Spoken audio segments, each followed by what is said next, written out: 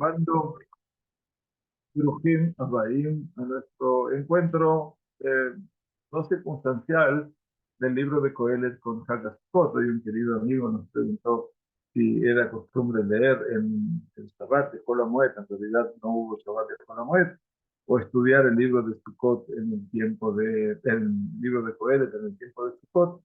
Y le dije que sí, de acuerdo a las tradiciones que tienen sí se suele estudiar, pero el sentido de por qué estudiar es porque obviamente el libro de Coelet es el pasaje entre antagonismos, ¿no? Entre la tristeza a la alegría, del placer al displacer, del dolor al no dolor, y en última instancia, esos son los aspectos que hacen a la vida. Y si hay alguna festividad en el calendario hebreo que tenga que ver fundamentalmente con los hechos de la vida, es esta fiesta, precisamente la festividad de Sukkot. Así que bueno, muy bienvenidos, Moadim de Simcha.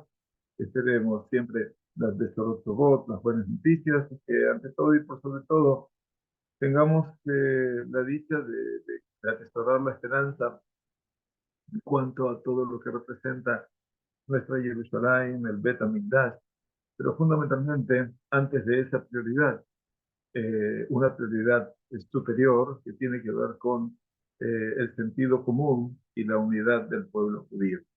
Tal vez el pueblo judío más que nunca necesita hoy, así, en Eretz Israel, encontrar por lo menos el mínimo común múltiplo.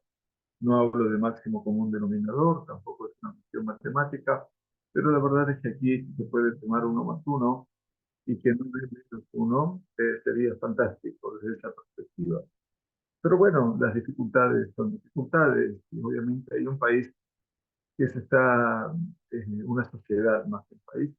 El país sigue siendo pujante como siempre y es un milagro con sus 5 años, pero hay una sociedad que se va desgastando y una sociedad impaciente, una sociedad que no logra eventualmente todavía unirse, aún en sus diferencias, como lo son las 4 especies de Hagaspot, donde ya Fukurama Guraja, ya lo leímos en Taná, que todo el mundo haga un solo espectro, pero obviamente el espectro tiene matices, no hay ninguna duda, pero por lo menos los Arbaat también se tienen juntos.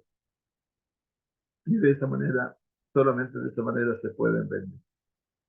Muy bien, bienvenidos a nuestro encuentro con Coelet, con el rey Salomón, con su Megilá, con su tratado extenso y fundamentalmente descubridor de todo lo que representa la realidad del ser humano. La última parte del capítulo 4, que es donde nosotros hemos quedado, o sea, en el tiempo, hace más de 3 semanas, casi 3 semanas, por las distintas festividades, son los últimos versículos que nos llevan a nosotros del versículo 13 al 16 eh, y prácticamente al 17, que es el final, a una sensación muy particular que tiene el rey Salomón acerca de la vanidad, la esperanza, vani, con respecto al futuro. O sea, ya hemos visto momentos de alta y momentos de baja. O sea, la realidad de este libro de Coelho, de la Megilá, habla de lo que representa el ser humano, de lo que representa la esencia de cada uno de nosotros. Fundamentalmente, la condición humana, que a veces tiene momentos de alta y momentos de baja, obviamente, y estos altibajos representan la condición natural del ser humano. Vamos a compartir entonces con vosotros ahora el texto de, de nuestro rey, eventualmente. Vamos a ver dónde lo tenemos y enseguida lo vamos a poner en pantalla para ustedes y lo vamos a poder compartir. Entonces, el capítulo 4, estamos yendo al versículo 13. Había dicho entonces, hace tanto tiempo atrás, טוב ילד מסכן וחכם ממלך זקן וכסיל, אשר לא ידע להיזהר עוד. Es mejor un niño misken, mezquino, en realidad es pobre, es un niño eventualmente con pocas condiciones a nivel material. Ese es el sentido del concepto del misken. Bejajam, que es mezquino, pero que a su vez es jajam, que un rey anciano y necio, hacerlo ya dale Israel, y que no sabe recabarse más. Tal vez esté haciendo un autoanálisis, rey que lo mueve de sí mismo, porque ya a esta altura, ya él es un rey anciano, eventualmente, y que, de acuerdo al Midrash, había sido despojado de su reino, dado toda esta contradicción que se había sumado a lo largo de su vida y fundamentalmente en los últimos años de su vida. Vamos a ver qué nos dice el Rabbi de aquí. Mejor un niño mezquino y sabio que un rey anciano y necio que no sabe recabarse más.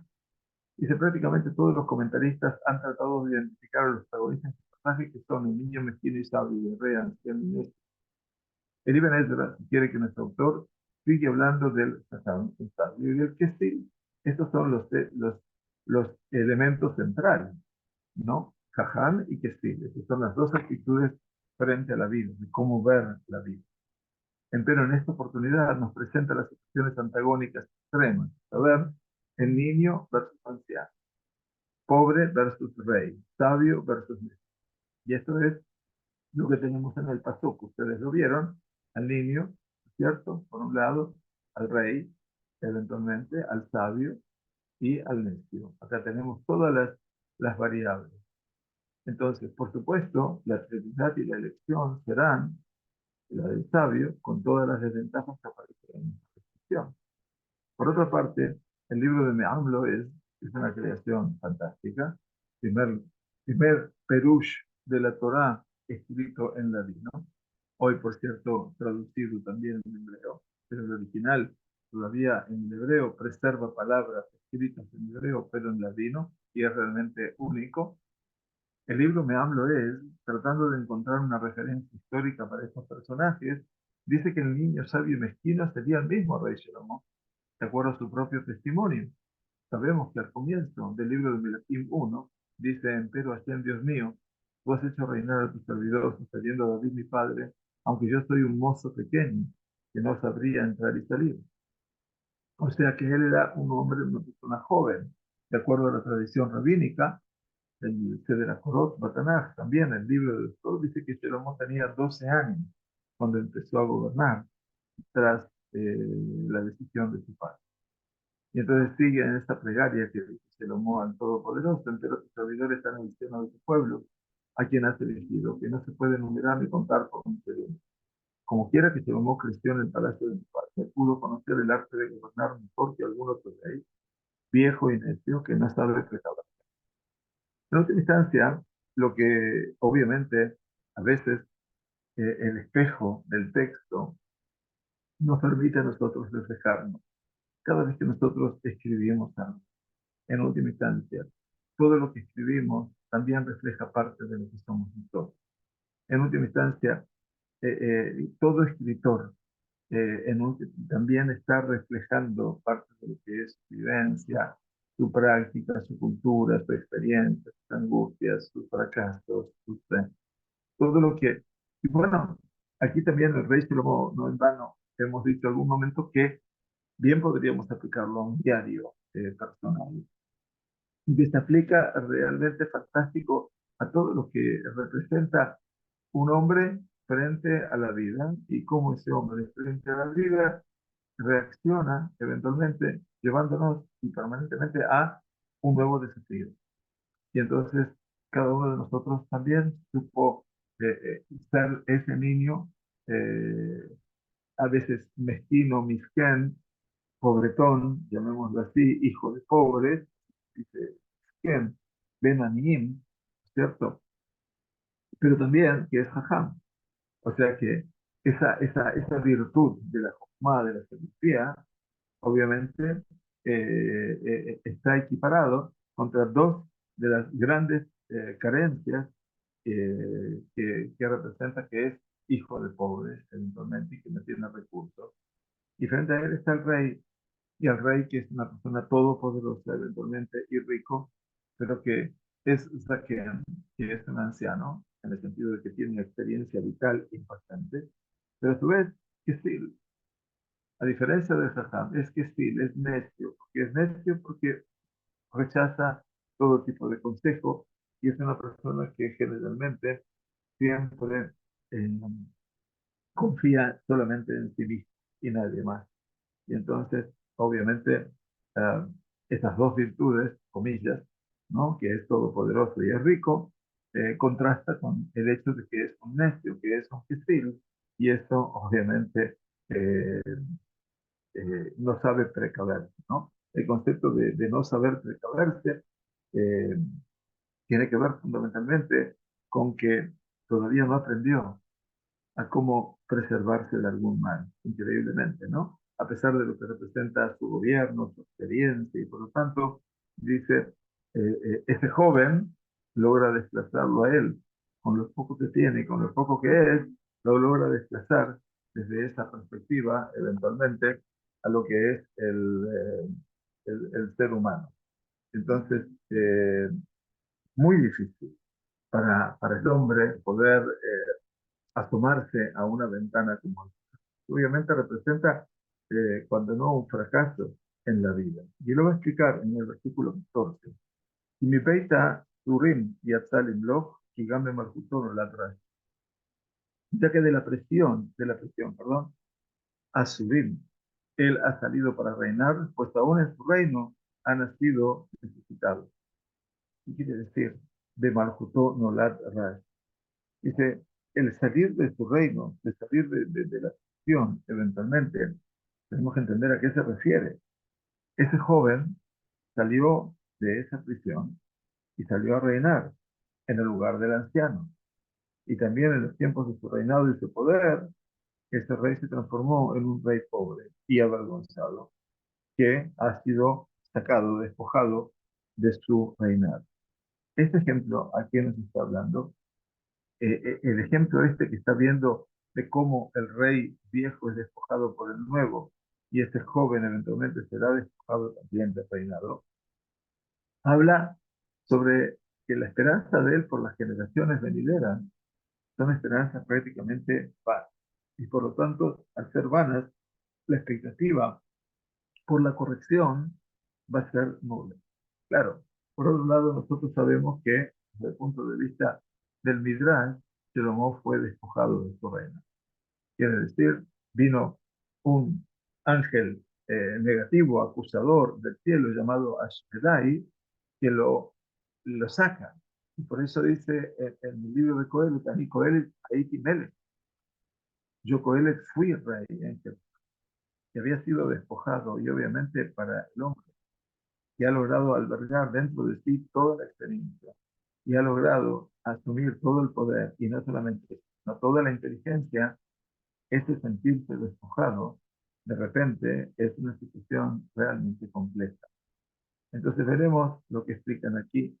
Según el Ibn Ezra, Rabbi Abraham Ibn Ezra, uno de los grandes comentaristas de nuestra Torah y por supuesto de nuestra Tanaj, casi de elección, ese joven que ha salido de la prisión podría ser alusión a Yosef, quien a pesar de haber sido arrojado a la prisión del faraón, ascendió por su sabiduría hasta ser proclamado señor en la tierra de Egipto.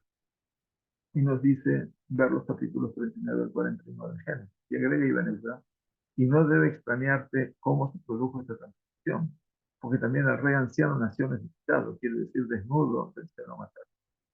O sea que aquí el Ibn Ezra está tratando de llevarnos a una comparación, a una analogía, para entender a veces cómo son estos cambios tan profundos en la vida. Yosef, 17 años, fue vendido como esclavo. Un año sirvió como esclavo a Potifar y a los 18 años fue encerrado en la cárcel. Y en esa cárcel estuvo 12 años, casi toda la vida de él, ¿no? O sea, había vivido 17 frágiles años. Y los próximos 12 los va a vivir, ¿no? Un año como esclavo y el resto como prisionero, o presidiario. En última instancia, es, no en última, en primerísima instancia, ese joven que ha salido de la prisión, ¿no? Dice Ibn Ezra, tiende por su sabiduría hasta ser proclamado casi el vicefaraón de toda la tierra de Egipto. Y entonces dice el Ibn Ezra, no debe extrañarte cómo se produjo esa transformación, porque también el rey anciano nació desnudo, quiere decir desnudo del seno materno. De todo cuando nacemos sin nada, eventualmente.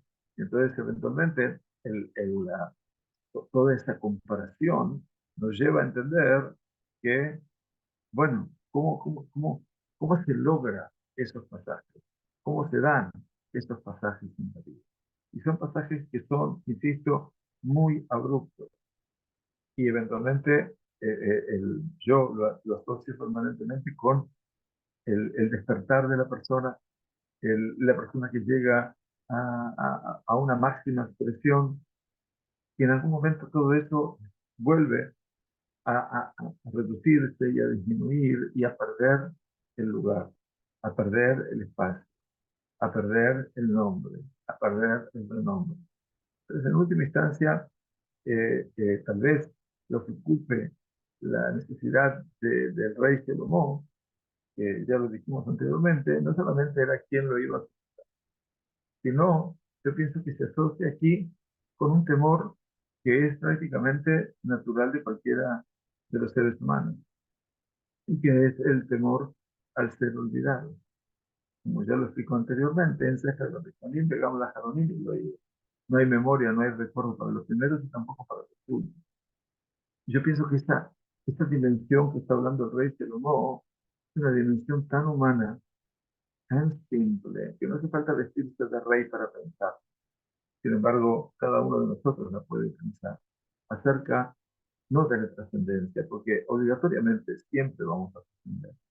El hecho de ser personas, vivir en sociedad, crear una familia, ser parte de un vínculo comunitario, estar en sociedad con la gente, hace que la persona eventualmente siempre trascienda. Es imposible no trascender. El tema es cómo enfrentarnos después a ser olvidados, a perder la vigencia. Y yo pienso que gran parte de las preguntas del rey Salomón aquí tienen que ver con esa pérdida del carácter o de la vigencia, eventualmente, sobre la cual estamos tratando de comprender todo lo que es la vida de los seres humanos. Y bueno, en esta instancia también nuestros días. Y por eso estamos hablando de la experiencia, de la falsa expectativa. Entonces acá nos dice en el versículo 15, y dice algo bien difícil, pero dice Raiti, miren cómo lo dice, ¿no? Et kol haim. No es que vio toda la vida, sino que vio a todos los vivientes. Esa es la traducción. Alejim tachat Hashem. A todos los vivientes, los que se encaminan bajo el sol. Y Mayelet Hashemi, Asher Ya'amot Tartav.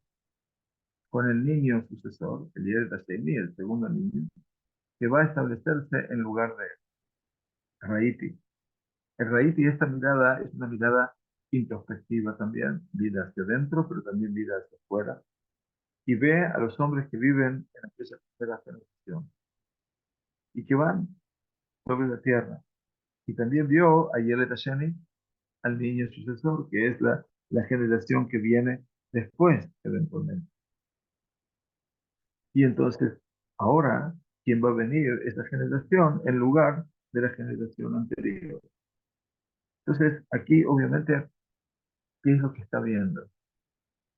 Dice el Coelet, sigo un versículo más y enseguida entramos a estarlo. En Ketz lejol ha'am. No hay límite para todo el gentil.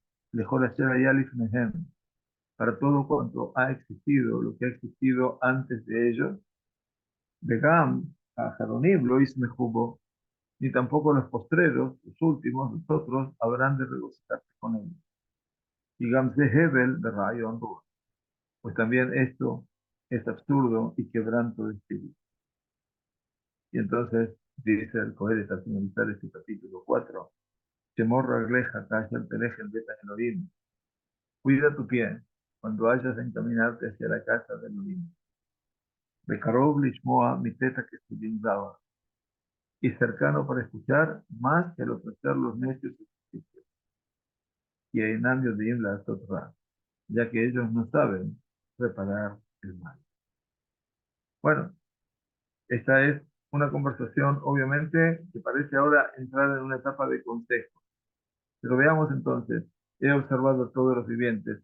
Quiere decir, explica Libeneza, que la gente ha hecho su elección favorable al joven sabio, lo que no impide que en lo sucesivo todo el gentío que lo ha elegido cambie de parecer, ya que las leyes del reino son duras, dice el Libeneza, y por lo tanto los que hoy son elegidos, mañana son postergados y eventualmente tienen que alejarse de todo lo que representa este mundo. Y aparentemente la gente eh, um, se conforma con elegir precariamente a los, a los líderes de esa generación y de repente cuando lo eligen, de repente también dejan de elegir. Y en este toma y daca, en este ir y venir, es donde se produce eventualmente esa situación de agotamiento. Por eso dice, no hay límite para todo el gentío, para todo lo que ha existido antes que ellos, y tampoco los posteros habrán de regocijarse. También esto es absurdo. Aquí llega a otra definición del Hebel o Reut. Dice Raveder y Sejnón Libraja, la construcción gramatical de esta frase presenta grandes dificultades. Optamos por lo que sugiere Ibn Ezra en su comentario. Según este comentario, el comentarista, a pesar de que el gentío que había seguido al rey necio, hoy anciano, era multitudinario, de acuerdo al versículo 15, todos cambiaron sus simpatías y se encaminaron en pos del sucesor del rey. Suele pasar, ¿no? Sigue diciendo Ibn Ezra, y tampoco los postreros habrán de regocijarse. O sea que los simpatizantes de hoy serán los detractores de mañana. Nada más y nada menos. Esto es lo que está diciendo el Coelho. Y hoy tenemos la lectura 3.000 años después, y bueno, vemos que el mundo no cambió porque el ser humano sigue siendo igual, eventualmente. Y tampoco los postreros habrán de regocijarse. O sea que los simpatizantes de hoy serán los defensores del mal. La observación de estos hechos conduce a la ya conocida decepción del instructor, pues dice, pues también esto es absurdo, Hebel o Reut, y pastorear el viento, o quebranto de espíritu, como lo produce aquí, porque en última instancia la sensación de Reut, Ruach, habla de Ra, quiere decir Rayon Ruach, perdón. Rayon Ruach, que viene del Ra, también, que tiene que ver con un concepto que nunca puede cerrar eventualmente con nuestro verdadero deseo. Y esto es sumamente interesante. No, el punto de Salomón es un punto muy delicado, muy delicado. No solamente preocupado por su futuro, sino que también, y yo creo que es fundamental, está preocupado por ese pasado glorioso. Porque a veces, cuando uno ha estado en algún lugar de poder, en algún lugar de comandancia del poder, y donde uno siente que todo lo puede hacer y que todo lo puede dirigir. Y a veces muchos de nosotros sentimos que cuando nos ha agraciado nuestra suerte, el destino, y el Boreo Olam nos ha delegado para una tarea, a veces cometemos el error, ¿no? De ser Luis XV o XVI, no sé cuál de los dos hijos, después de mí el diluvio. Y no es así la vida. La vida es saber valorar y apreciar cada instante que nos toca vivir y fundamentalmente poder apreciar y cada instante ofrece un desafío. Recién estábamos hablando de Abraham vino y lo que la Mishnah dice, Azarán y Sionot Abraham vino, Beamat de Kulán. A 10 pruebas fue sometido Abraham vino y las superó a todas. Y no es fácil. ¿Qué significa 10 pruebas? 10 pruebas en total o 10 pruebas representan en la vida de cada uno de nosotros un escenario realmente complejo. Saber no que Akadosh Baruj Hu disfruta de la prueba, sino como dice Ramban, todas las pruebas, todas las exigencias que hay en la Torah son para el bien del probado y no del probador. Akadosh Baruj Hu no gana nada con nuestras pruebas. Lo que ganamos somos nosotros. Y ese nisayón, que también se traduce como prueba y también como estandarte y también como experiencia, hablan acerca de un recorrido muy fino y muy delicado que nosotros hacemos a lo largo de la vida. Y por eso este capítulo 4 va a terminar con este versículo 17 que vendría a, a comenzar otro escenario. Y por eso dice, cuida tu pie cuando vayas a encaminarte a la casa de Elohim. Claro, se está refiriendo obviamente al Betamigdash, se está refiriendo al lugar que él conoce más de sus propias manos, porque él es quien lo escribió, quien lo creó, lo construyó. Guarda tu pie cuando hayas de encaminarte a la casa de Elohim. Dice, y cercano para escuchar más y al ofrecer los necios sacrificios. O sea, de Karov Lishmoa. Karov Lishmoa. Karov Lishmoa significa que la persona debe ejercitar algo anterior. Karov Lishmoa, que puede escuchar la reflexión de los sabios, de los profetas, eventualmente. Porque eventualmente ellos, los Jajamim, los profetas nobles del pueblo judío, no saben hacer el mal. Entonces, que pueda escuchar esa Torah y que aprenda de ellos, pero que no aprenda de Mitet y Silin Zaba, del ofrecer de los leches un sacrificio. Aparentemente cumplen la mitzvah, cumplen desde qué perspectiva, las cumplen desde una perspectiva de la boca para afuera, quiere decir de una normativa, de una rutina muy lamentable, en la cual el malvado, el perverso, el necio, todo lo que hace es por la galería, como se dice, ¿no? Para mostrar lo que hace. Einamio de influencia, ya que ellos no saben reparar el mal, dice el Coelho. Y vamos entonces a nuestra primera. Dice, este versículo presenta serias dificultades gramaticales y sintácticas.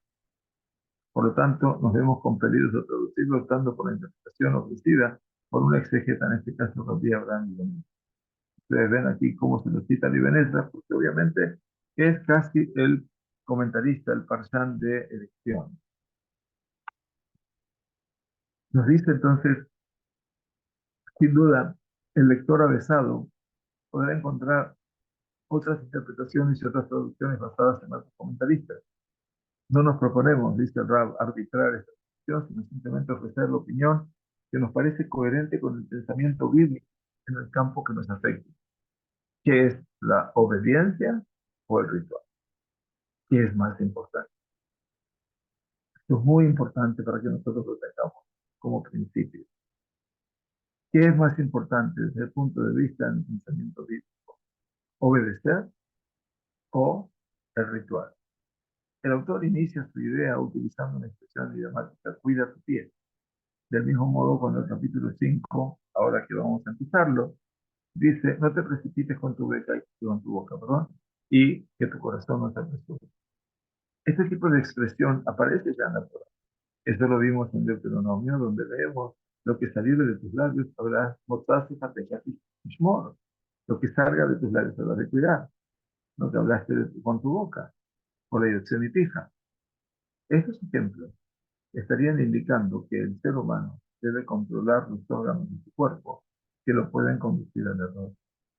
Y por eso dice el versículo, cuida tu pie cuando vayas a encaminarte a la casa de Elohim y cercano para escuchar. Cercano para escuchar. Es muy bonita la expresión, Bekarov Lishmo. ¿Qué significa cercano para escuchar? Para comprender la idea encerrada en estas palabras, haremos el profeta Jeremías, donde leemos, ya que no he hablado con vuestros padres ni les he prescrito en el día que yo los saqué de la tierra de Egipto, nada referente a holocaustos o sacrificios.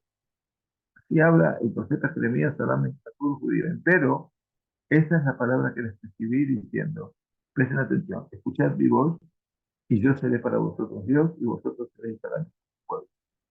Ese es, o sea, antes de pensar en Corbanot, ya el profeta Jeremías trae un testimonio al pueblo judío diciendo, ojo, Kadosh Baruj Hu lo que quiere es que lo escuchemos.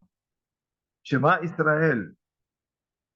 ¿Para qué? Para poder llegar a esa conjunción esencial que tiene que ver fundamentalmente con Dios como Dios del pueblo judío y el pueblo como pueblo de Dios. Empero, habréis de encaminaros en toda la senda que yo escribo para que sea para el bien de vosotros. Entonces, ese es el Karov Lishmoa, cercano para escuchar, más que al ofrecer los nuestros sacrificios. Y porque ya que ellos no saben reparar el mal, ¿Qué significa? Ya que ellos no estaban. La raíz hebrea, azov, que inavio de im, la azot, ra, el verbo la azot, azot, en hebreo, ain, sin, hei, tolera también la excepción de reparar o poner un nombre. Es basados en ella que tradujimos, no saben reparar el mal. Y si vemos el comentario de Gisekuni a Génesis 2:3, quiere decir, al comienzo de la creación, Asher bara Elohim, cuando terminamos el Kiddush del viernes, el Judú Shemaim de Hades, el Josbam, termina diciendo que es el final de la creación. Asher bara Elohim la Asot, donde leemos literalmente cada vez que la raíz Asot, en cualquiera de sus formas gramaticales, figura en el relato de la creación, quiere significar tikkun, o sea, reparación u ordenamiento. Y por eso se traduce aquí, como que ellos no saben reparar el mal. Asot, la Asot Ra. Bien, entonces, sigamos. Empero, un momentito, ya que ellos no saben reparar el mal, y entonces dijimos, véase el comentario de Gitekuni 2:3, donde leemos cada vez que la raíz Asot, en cualquiera de sus formas gramaticales figura en el resto de la creación, quiere significar tikkun, o sea, reparación o ordenamiento. Véase también Génesis 18:7, donde esta raíz figura en una acepción cercana a la que definimos. Por último, véase el segundo libro de Samuel, que da las distintas fuentes para poder ver la correlación entre los textos. Por otra parte, en el Talmud Bavli, Berajot, aparece un análisis profundo de lo que debe ser el culto a Dios y la ética de la fe. Bien, interpretado desde el versículo del libro de Caer. Sin embargo, Radak, en su Sefer A Teorosim, trae la opinión de los exégetas que dicen que la palabra raí, que en nuestro versículo traducimos como mal, el ra, no raí, ra, la sota ra, que traducimos como mal, puede en este caso significar razón. Ah, qué interesante. Ra'avá. Ra'avá es voluntad. O sea que la palabra ra se la puede leer como ra'avá. Y es ra'avá, cada más. Que sea tu voluntad delante de Dios. Así el significado integral del versículo es: cuida tu pie cuando hayas de encaminarte a la casa de Elohim, y cercano está para escuchar, más que al ofrecer los necios ejercicios que ellos no saben hacer la voluntad de Dios. Muy bonito. Ra, para las pruebas lingüísticas de la raíz, como voluntad de pensamiento, vea su salmo. Como ustedes pueden notar aquí, eh, el aprendizaje del idioma, del lenguaje hebreo, es un aprendizaje fabuloso, primero y principal, porque tenemos que encontrar, y encontramos, obviamente, que en cada palabra encontramos un sentido nuevo, una instancia nueva. No es tan solo una cuestión aquí simplemente de metodológica, sino también poder encontrar la proyección de todo lo que estamos aprendiendo. Muy bien, entonces este versículo 17 tal vez pone fin a una cosa y comienza al nuevo tema, es no comportarnos como los que sirven. El Kesil entiende que el ritual es lo que lo salva. Y el Shamoa, ¿no? Esto que está hablando el versículo, Karov Lishmoa, es la capacidad de el obedecer, una vez que uno comprende. Automatismo, por un lado, versus pensamiento y acción. Entonces, en última instancia, el rey está llevándonos, nadie más como él, con una experiencia tan impactante como para poder entender eventualmente todo lo que está aquí llevándonos hacia el concepto de lo que es el, el- el pensamiento de aquí. Entonces, el, esto es lo que queríamos mencionar aquí. Eh, y había un artículo que quería compartir con ustedes, pero no me acuerdo cuál es. Creo que era este del Rap Nun, que estuvimos el otro día en un congreso junto con él, pero no me acuerdo si era esto. El Rap Nun sobre este capítulo 4, Rab Joel Bin Nun, un gran sabio contemporáneo, somos compañeros de trabajo en Israel, aquí al sur, en Jerusalén. Dice, el otro día justamente hablábamos de este comentario, una sociedad que vive sin la carrera del esfuerzo alimentada por los celos, sin competencia y sin opresión, literalmente se consume en sí misma. El capítulo 4 es la continuidad de la obra que se inició en el capítulo 3 con el cántico de los tiempos. Recuerdan, 28 tiempos, tiempo de guerra, tiempo de paz, tiempo de nacer, tiempo de morir, etcétera, tiempo de abrazar. En el capítulo 4 retornan las tres figuras a un enérgico enfrentamiento, esta vez en el contexto de la ética social, lo vimos bien. La gran angustia de la lágrima de los extorsionados es la gran cuestión, y dicho interrogante no es aquí formulado ante el temeroso de Dios, en relación al cuestionamiento de la justicia y el juicio de Dios en el mundo, sino entre las voces del yo, en relación a las, perdón, yo, algo de, en, dicho interrogante no es aquí formulado en el temeroso de Dios en relación al cuestionamiento de la justicia y el juicio de Dios en el mundo.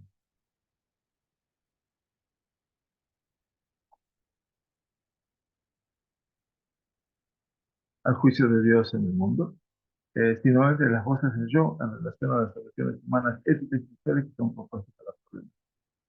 Yo Coelet llega al núcleo del tema en mi Coelet, tras el desaliento que surge de la visión de la lágrima de los extorsionados, y que no hay nada que hacer por ellos, plantea un diagnóstico agudo, y he observado yo todo el agobio y toda la excelencia de la acción, que es el celo que tiene el hombre por su prójimo, en el versículo 4, al principio del capítulo, en la base del gran esfuerzo invertido por el hombre se hallan los celos y la competencia, y eso genera, a partir de la carrera, los oprimidos y sus lágrimas, en definitiva son ellos los grandes perjudicados de la carrera del esfuerzo y la acción que se alimenta de los. Bien, bien, no sé si tal vez podamos pasar la vida en la alegría de la satisfacción y no en el esfuerzo. Surgen las escuelas que aspiran a resolver parte de los problemas de sufrimiento en el mundo si tan solo desarraigáramos los celos. A pesar de que crearíamos una sociedad pobre, las personas que viven en ella se habrán de conformar con lo que tienen, sin los celos de unos a otros. Tal vez sea una sociedad más dichosa, ya sea que se trate de una sociedad más efectiva, antigua, común a los comunistas modernos, o en la cual cada uno recibirá su parte de la vida a partir de la creencia del destino, como establecido según las estrellas, o la creencia en la reencarnación como alguna. Bien, bueno, hay más. Cualquiera de nosotros puede eventualmente buscar. Eh, Esto está del libro Anico Eles, Matelas, Color y Pasar. Muy bonito el libro, que vale la pena eventualmente tenerlo, pero está en inglés. Muy bien, vamos a ver el capítulo 5 entonces, para poder cerrar nuestro encuentro de hoy. Y vamos a ver de este capítulo que hasta el versículo 7 pasamos aquí por varias temáticas. Ya vimos que la primera, que es el primer versículo, el último versículo, era no ir detrás de los. Ahora veamos cómo entra Coelet a tallar otra realidad del ser humano. ¿Y cuál es esa realidad? Bueno, ¿cómo me debo comportar? Dice, lo dijimos, no te precipites. Dice, al tebahel al pija, belilbeja, al Imael le ciudadar no te precipites con tu boca y que tu corazón no se apresure para sacar palabra ante Elohim. ¿Por qué? Y a Elohim Bashamay, porque Elohim está en los cielos, Beatá a la ave, y tú sobre la tierra, Arquén y Hiyu de Bareja en ti. Por lo tanto, sean tus palabras pocas. Vale. Alte Bajel, no te precipites, no te apures, no te apresures. Algo muy importante con respecto a tu boca, quiere decir con tus palabras. Y con tu corazón, no se apresure tampoco a sacar palabras. Tu corazón es el pensamiento a nivel bíblico. Que tampoco quite palabra delante del Todopoderoso. Rashi dice al cielo, no hables en contra del cielo, porque puede acontecer que Dios nos permita, vengan circunstancias en nuestra vida no deseables, y entonces podríamos llegar a hablar de nuestro Creador, que dice el ritual, dice, porque la persona dice, ya que Elohim está en los cielos, o sea que yo estoy muy lejos de poder comprender los pensamientos divinos, como dice el profeta dice allá, y Gabahu, dice Shamayim Me'aretz, porque los cielos están mucho más altos que la tierra.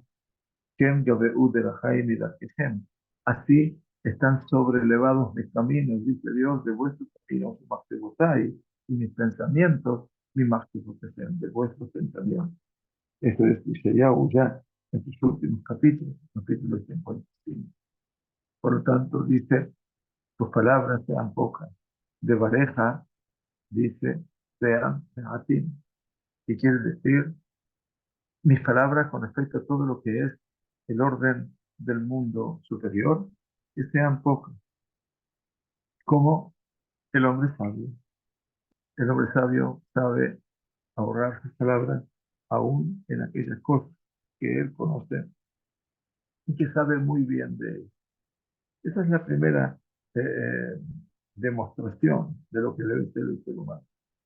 Y el segundo versículo que se asocia con él, que es, y va a Jalón de Robin, pues viene el sueño con profesión de tema, de Kol Kesil de Rob de Barim, y la voz del necio con profesión de palabras. Qué bonito. ¿Qué es lo que dice aquí?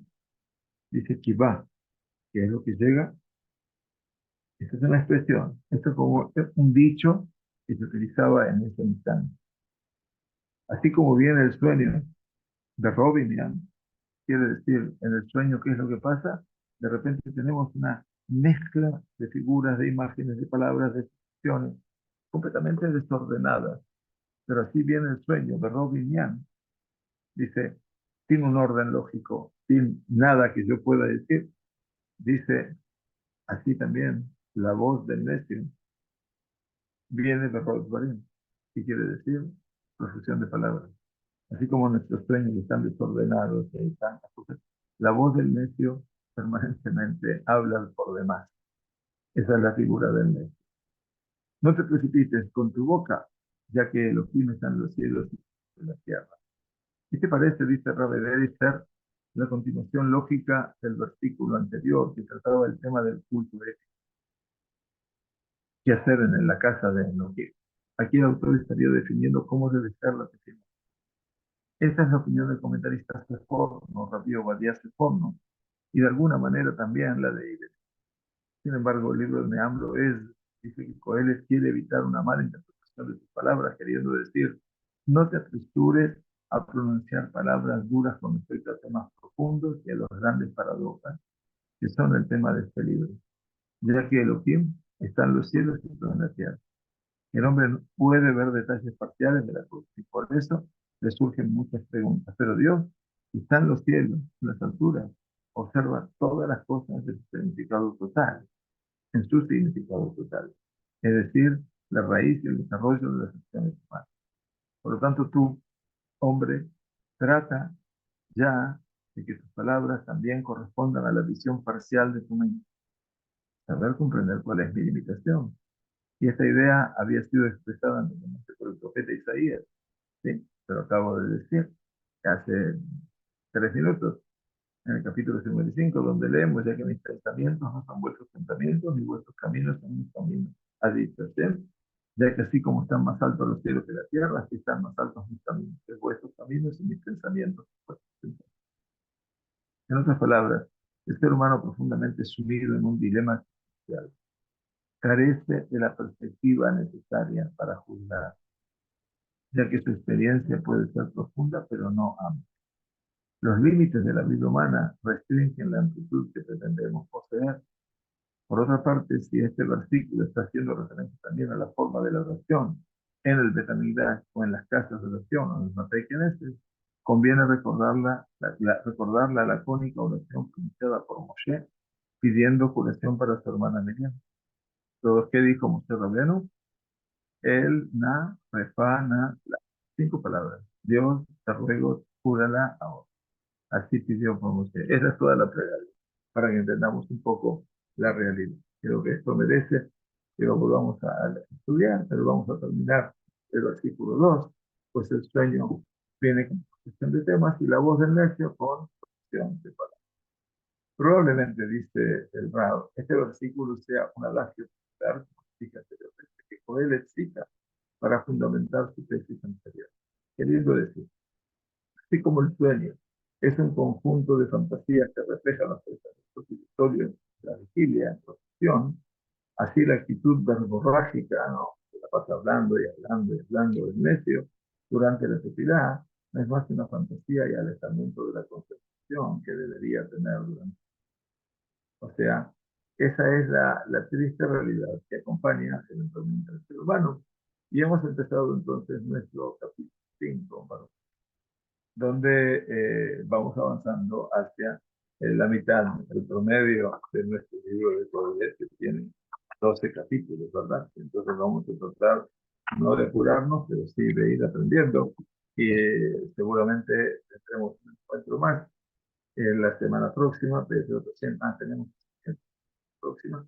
Entonces, probablemente, como yo salgo de viaje, probablemente estando de viaje podamos dar algún shiur, pero en la medida de lo posible, no, pues,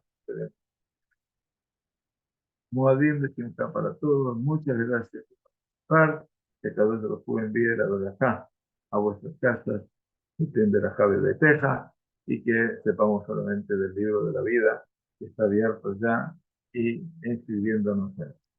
Si Dios quiere, hasta la próxima semana o hasta el próximo encuentro. Pude también una voz, Adimot,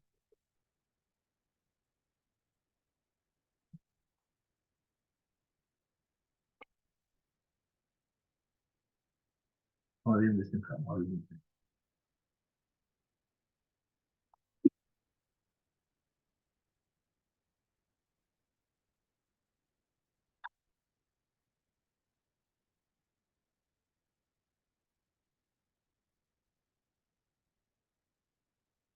Moadim de Simcha. Gracias.